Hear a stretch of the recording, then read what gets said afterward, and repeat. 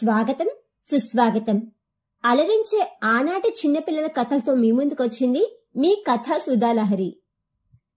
కథ సుబ్బిశెట్టి కవిత్వం. సేకరణ శ్రీమతి నంద్యాల సుధామణి. స్వరం నాగమౌనిక. సుబ్బిశెట్టి కవిత్వం. హంపి విద్యానగరంలో రాయలవారు పాలిస్తున్న రోజులలో కవిత్వం పైన అందరికీ ఎంతో మోజు పెరిగింది. రాజు మంచి కవిత్వం రాసిన వారికి వరహాల వర్షం కురిపించేవాడు. అందుకే అందరికీ ఏదో ఒక మంచి పద్యం రాసేసి కవులము నడిపించుకుని రాయలవారి ప్రాపకం సంపాదించుకోవాలని ఉండేది. సుబ్బిశెట్టి అనే కోమటి అతను గుగ్గిళ్ళు అమ్ముకుని జీవిస్తూ ఉండేవాడు. అతనికి బేరాలు బాగానే జరుగుతున్నాయి. ఎన్నాళ్ళు ఈ గుగ్గిళ్ళ అమ్మకం ఎలాగైనా సరే మంచి పద్యాలు రాసేసి రాయలవారికి చదివి వినిపించేసి అక్షర లక్షలు సంపాదించాలనే ఆశ పుట్టింది అతనికి. పున్నమనాడైతే కవులకు కవిత్వం పొంగుకొస్తుందని విని ఉన్నాడు. అందుకే ఒక పున్నమ రాత్రి గుగ్గిళ్ళ అమ్మకానికి పోకుండా ఊరి బయట పొన్న చెట్టు కింద కూర్చుని చంద్రుడిని తదేకంగా చూడగా చూడగా పద్యంలో ఒక పదం నచ్చింది. పున్నమి వెన్నెల కాసెగా అని కూడా తెచ్చుకున్న పలకపై రాసుకున్నాడు. ఇంతలో పొన్న చెట్టు పైన కూర్చున్న కోయల కూసింది. పొన్నపై కోయల కూసెగా అని ఇంకో పదం రాసుకున్నాడు.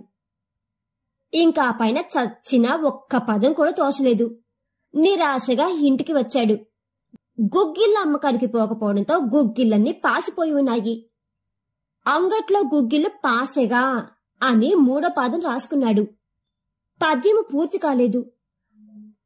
అక్షర లక్షల మాటేమో కాని గుగ్గిళ్ళు అమ్ముకుంటే వచ్చే 4 రూకలు కూడా రాలేదు. పాపం బాధతో కలతతో నిద్రపోయాడు సుబ్బిశెట్టి. పొద్దున లేవగానే తల్లి గుగ్గిళ్ళు అమ్మనందుకు నానా మాటలు అన్నది. ఎలాగైనా సరే 4 పాదాలు పూరించన్ని తెనాలి రామకృష్ణ ఇంటికి పోయినాడు సుబ్బిశెట్టి. తన దీనగాథ చెప్పుకుని పద్యాల 3 పాదాలు చెప్పి 4వ పాదం మీరే చెప్పి రాయలవారితో పరిచయం కల్పించండి స్వామి అని బతిమాలాడు.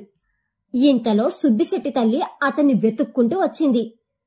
చేతిలో ఉన్న కర్రతో సుబ్బిశెట్టి వీపు మీద 2 దెబ్బలు వేసింది. కుయ్యో మొర్రుతున్నాడు, నీకు కవిత్వం కావాలరా, గుగ్గిళ్ళెవడమ్ముతాడు అంటూ తీట్ల దండకం మొదలుపెట్టింది. తెనాలి రామలింగానికి మహా నవ్వు వచ్చింది. అసలే వికట కవి. కష్టపడి వ్యాపారం చేసుకునేవాడికి ఈ కవిత్వం పిచ్చేందుకు? కవిత్వం అంటే ఎవరికో అరుదుగా వచ్చే విద్య. అందుకే 4వ పాదం ఇట్లా పూరించాడు. పున్నమి వెన్నెల కాసిగా పొన్నపై కోయిల కూసిగా అంగట్లో గుగ్గిళ్ళు పాసిగా సుబ్బిశెట్టి వీపు వాసిగా అని పూరించాడు.